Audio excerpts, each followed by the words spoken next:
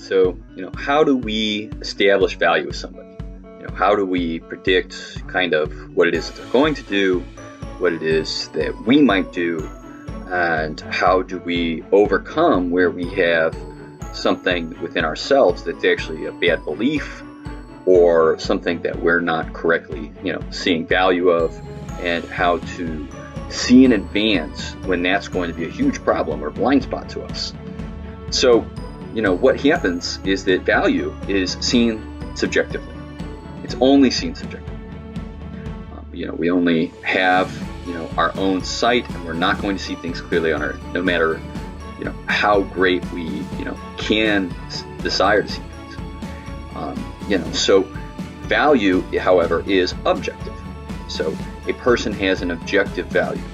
Now, because of my own subjective viewpoint, even of my own value at the current time, it can rub against what's actually valuable of me, making it subjectively invaluable to other people or not valuable to other people.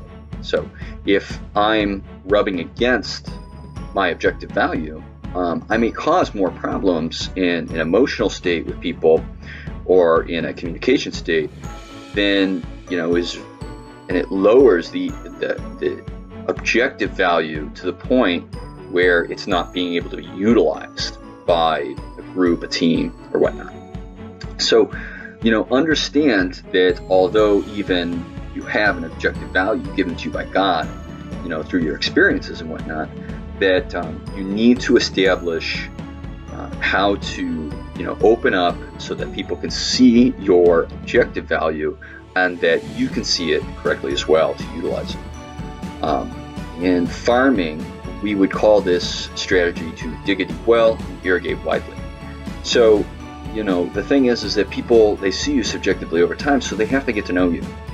And they have to be, people that you're going to get along with, you're going to get along with them.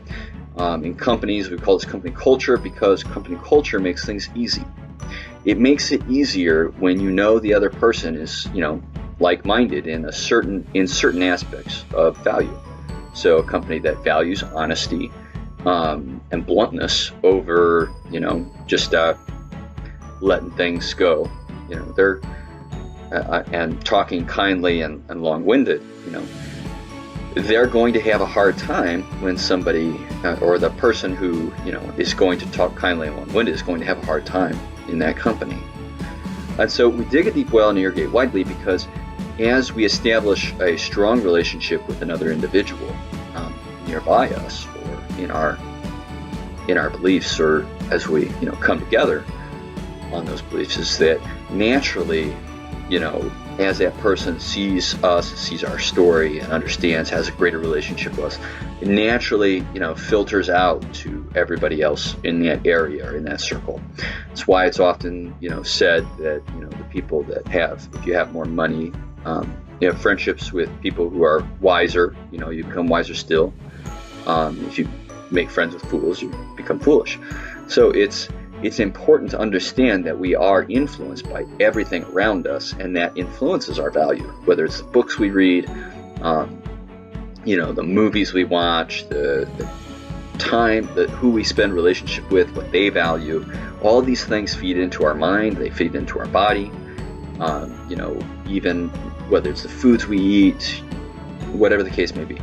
So understand that all those things, essentially affect, your value as it's seen here on Earth with other people. And it also affects your ability to utilize that value. So if your body is not healthy and you're sick, you can't utilize that value, and nobody can if you're too sick to perform. The next thing is to understand that when people are communicating their value, at times there can be a rub. Okay, so and in that at times somebody asks a question like, "What is leadership?" Well, these are tar baby questions once you reach a certain age. Okay, so when you're young, you may not have as much knowledge, insight, and wisdom. But as you get older, and you learn a great breadth on the subject, you learn a great amount on these subjects, what happens is asking a question like that, you could spend hours talking and debating a question like that. And when the reason it becomes a tar baby once you get to a certain age or have a certain amount of insight or wisdom is that, you can always point out what's not in the other person's definition. And so, people who look to perfection rather to what is good, and don't have a circumspect understanding of what they can or can't know, what they will do is they will look to what you did not say, and they may try to, talk over you and establish that your value is beneath them. And so understanding that, one, the way you work around that is by trusting in your objective value given to you by God and not needing to dive into that and to confront it for what it is. But sometimes people don't know that they're participating in that type of discussion, a leveraging point, and sometimes they do. And so you understand somebody's consistency in character over time, just as you would body language. So you understand somebody's consistency in whether they're being genuine or not in their body language over time by looking at their patterns, because despite our desire to do good or be good people all the time, the reality is that we're going to mess up several times of the day. We're going to miss the mark, and that everybody else has their own decisions to make, and they may not follow through, and that in turn can affect us as we may go on their way. So understand that you don't exist in a vacuum. You're interdependent upon other people, and you can only do what you can. You can't do what you cannot do, just as other people cannot do. Understand that 90% or 95% of what goes on today is said to be fraud, but many times people are they're committing the same kind of scared, they're kind of holding things back, reserving, saving stuff, even putting things on the internet or in email, whatnot, because they understand the times.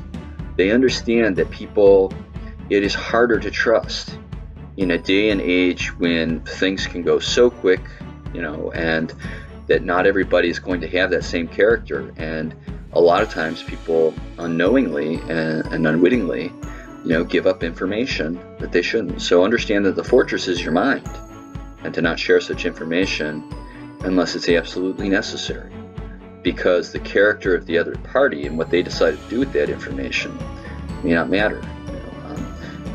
Understand that there's going to be people of bad character who are going to take a contract or an agreement or whatever the case may be, and they're going to find the weakness to try to get out of it if they don't have a sense of loyalty and following through.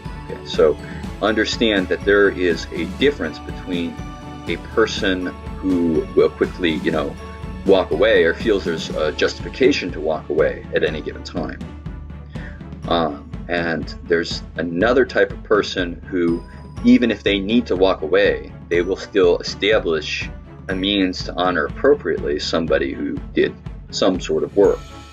And so understand that there's a gray area that when we allow the belief that divorce is,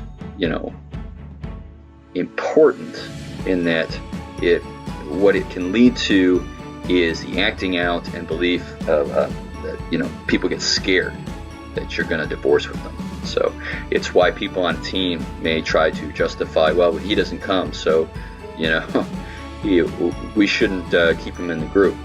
And so what that person is arguing to get them out, even though maybe they didn't ask why they weren't there, what's going on, what they're eventually arguing is for themselves to be scared over time when they may not be performing and whatnot. Now the truth is that if people aren't performing, you can't help them. But their motivations and things may be different, and what you can do is alter an incentive package or employment package to be more preferred for that type of individual. What you can't do is, if people aren't willing to have an honest discussion, of, that in order to,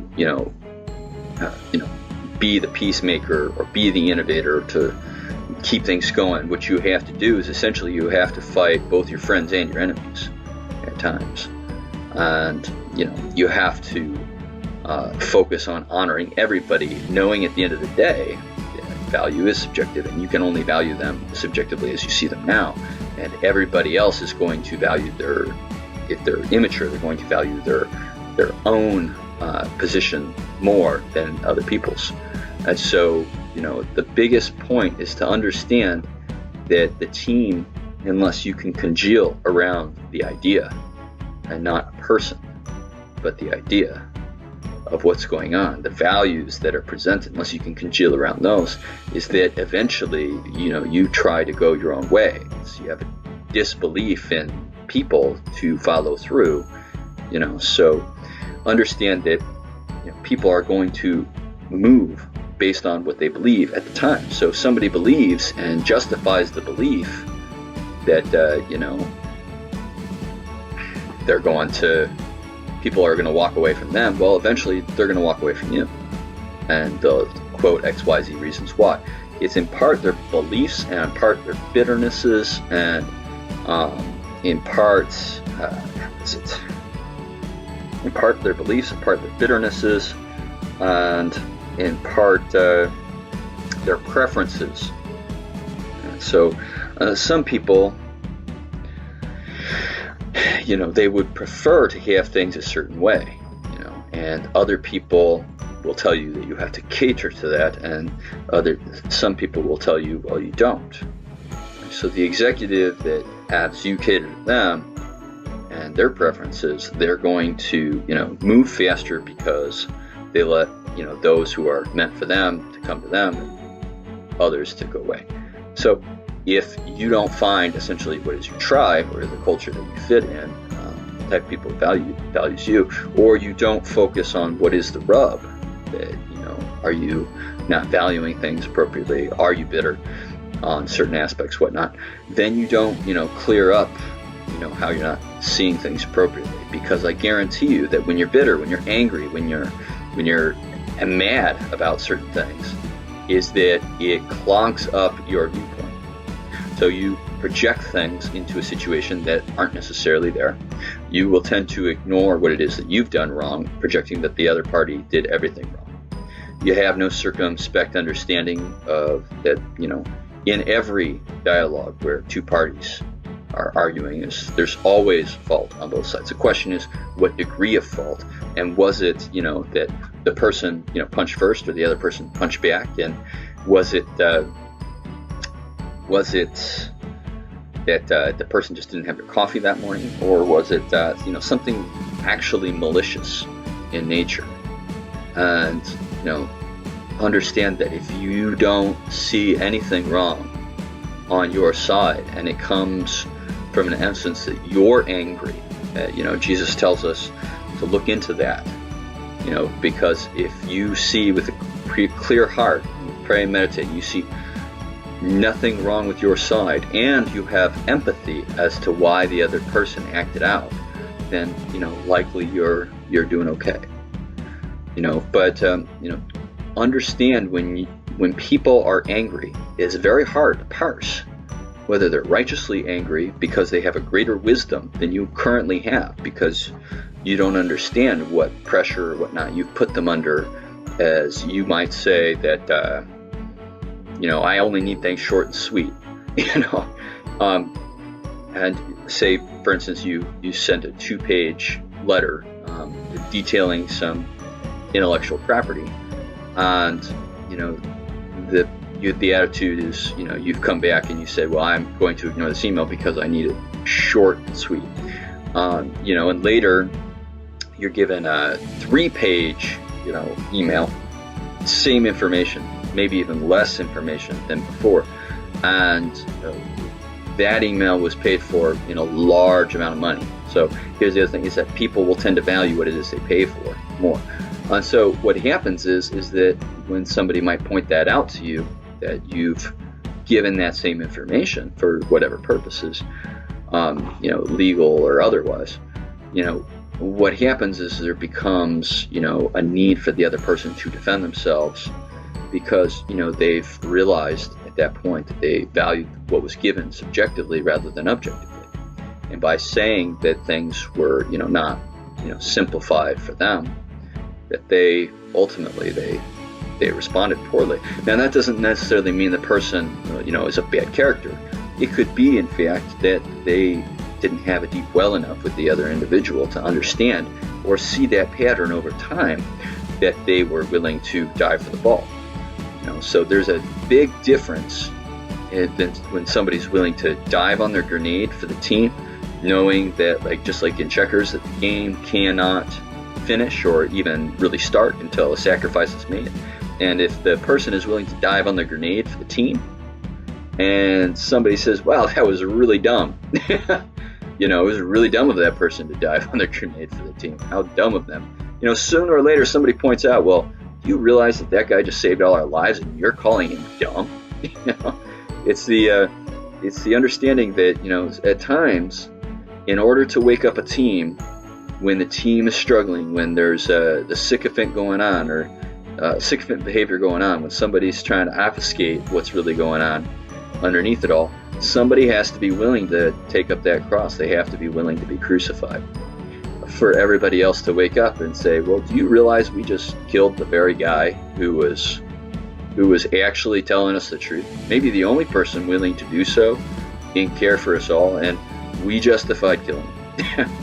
So, the leadership crucible is in that understanding that, every pattern that, Jesus faced is something that we might face too, or hopefully we will anyway. And, we go through our desert, we have to work through, the sins around us, work on our own soil and whatnot. But, at times we may need to do what's best for the team. There's a military saying, I believe it's a Marine saying, everybody wants to go to heaven, but nobody wants to die. And so, establishing that, people look at values subjectively rather than objectively really helps. And how to overcome that, and Jesus actually, in I think it's in Matthew, he talks about the difference between faith and loyalty and how that builds trust. So trust is faith, a certain thing of things hoped for, the evidence of things not seen, faith in another party. And then loyalty, you're sticking with that person, as you move forward, and that builds trust over time. And so understanding that that's how you build trust, that you even behind closed doors have an integrity to not go against other parties. You understand and can know more intimately as you establish patterns over time when somebody is telling you the truth, when they're acting in integrity, even though your original evidence that you thought, whether it was behavior, whether it was, that they were sloppy in this or that, whatever it is that you look at that consistent character over time and you're able to establish a pattern, just like they do in body language, to understand the genuineness of what's going on. Understand if people really know what they're talking about, or what it is that they're nervous about. And, what people try to do is that if you make a quick snap judgment up front, is that often we will fail to look at how that's within our own soil. And that might be something that we're projecting into a situation that may not be there. And so, a true, brother, somebody who loves you, doesn't need to judge you harshly for doing so, and understands that it's God that reveals himself to man over time, and it's not man that reveals God to man. It's God who reveals himself. And he allows man to be patient in that revealing, or be fearful in that revealing and try to reveal ourselves. So it's an understanding of, Romans 13:14. We got to be here for each other, but we're not to be vengeful to one another. Vengeance is the Lord's, and by allowing us to see ourselves and what our bitternesses are. Those things, those situations where we believe the other party is this or that, and there's an anger there, and reconciling why that anger is, even if it's an anger that we've not communicated clearly what it is that we're mad about, and then ask ourselves, did the other person communicate clearly? Is it that we're expecting from somebody else something that we're not giving them? So the only reason that you should ever confront somebody and what's going on in their life is if you first reconcile whether or not that's truly going on in your own life, or it's a pattern from yourself, because no two situations are alike. We're people, and we well up in information and experience over time, wisdom. And what happens as we focus on the other person and establishing a value subjectively, and not necessarily understand that underneath that there's an objective value, is that we can miss the mark often through our own subjective lens, and that may cause a deeper burying of somebody underneath what their current bitterness may be. And so it's important to love and show care and empathy and seek that from other people, because you don't necessarily know what's going on in their life. You don't want to judge it by the chapter you walked in on. And you want to show a belief that people can do the right thing, because people are more likely to be who it is that you believe they are.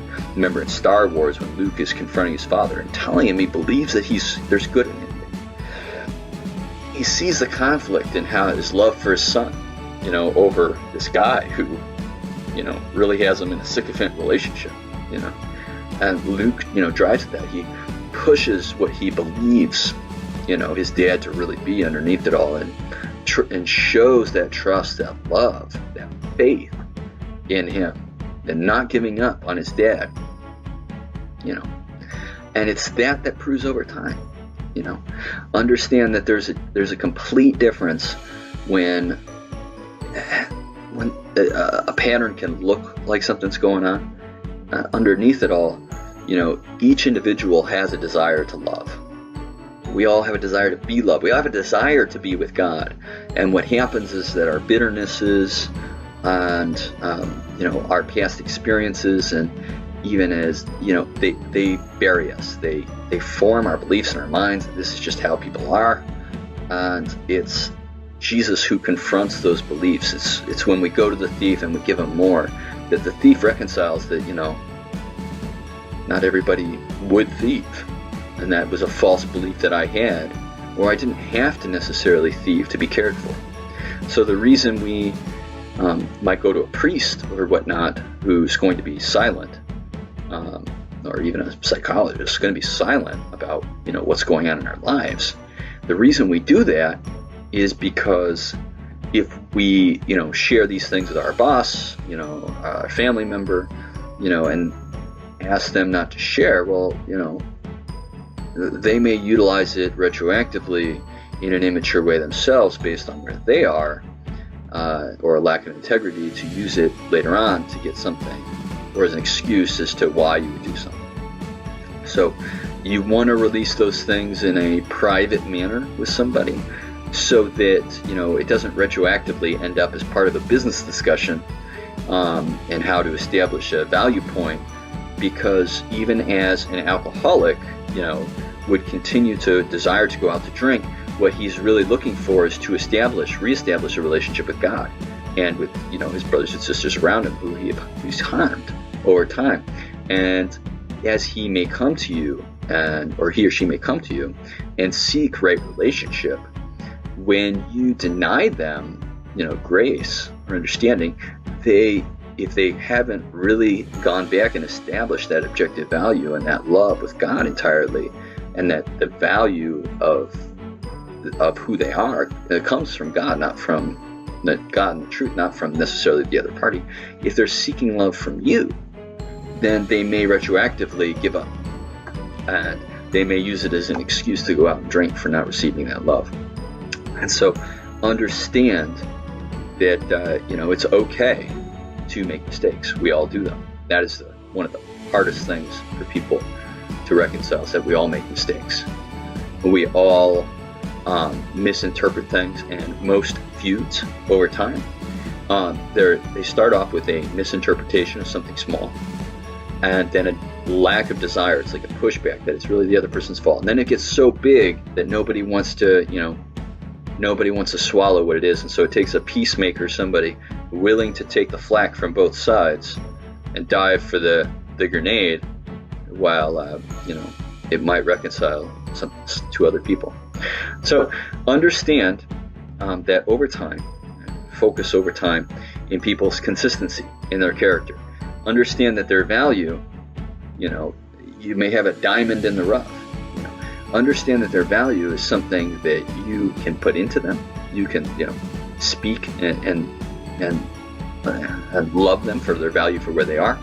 But optimally, you're going to get far more from somebody who sees love coming from you, who sees empathy and regard coming from you, who isn't going to necessarily pound on, what you missed on, and getting that tar baby, but somebody who's going to look at what you got right, and also understand and establish that there's truth to what you did wrong, that it's something to learn from. So a wise man learns as much from his successes as his failures.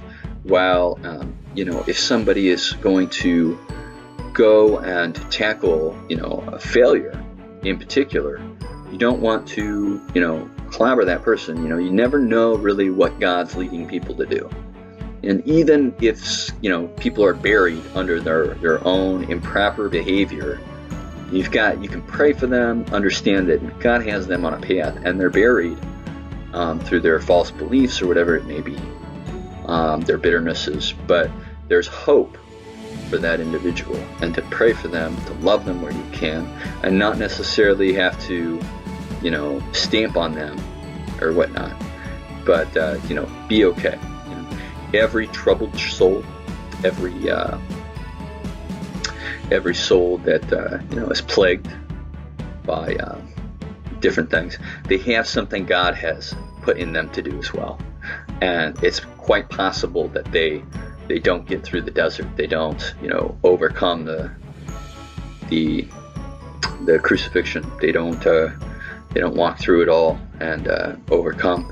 But it's also possible that they do. And you're not their end result. Don't be the person that throws more dirt onto their land where they gotta grow through. Be the person to come by, water them, put sunlight when you can. Wise as a serpent, harmless as a dove.